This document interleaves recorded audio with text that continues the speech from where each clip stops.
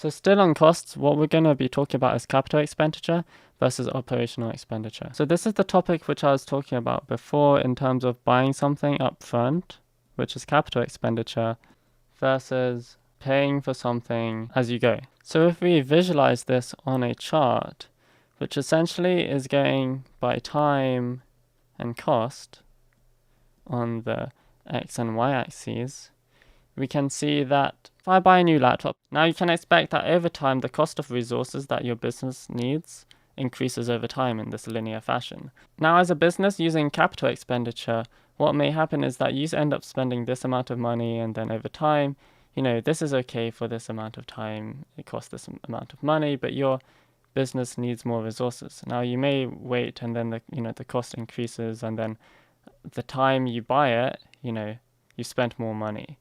And now this is good for this certain amount of time, but over this time, it gets to a point where you have to spend more money again, it's too slow, and then you're going in this whole zigzag fashion where you're spending, huge amounts of money in like a lump sum every single time, and this is potentially going in your yearly reviews. You're expecting, a new laptop every 3 years or so.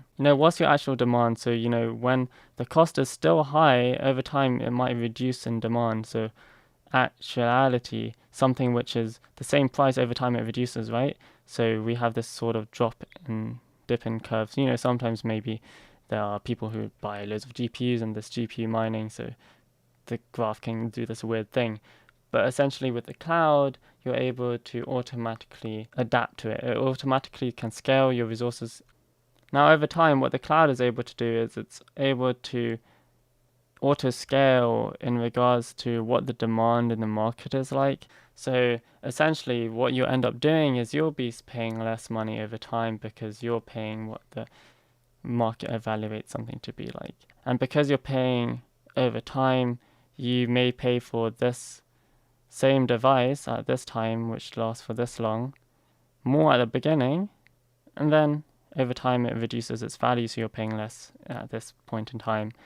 And you can see there's huge differences or delta in the Y value whenever you're paying by the capital expenditure route. So operational expenditure versus capital expenditure, I hope that makes sense in this regard.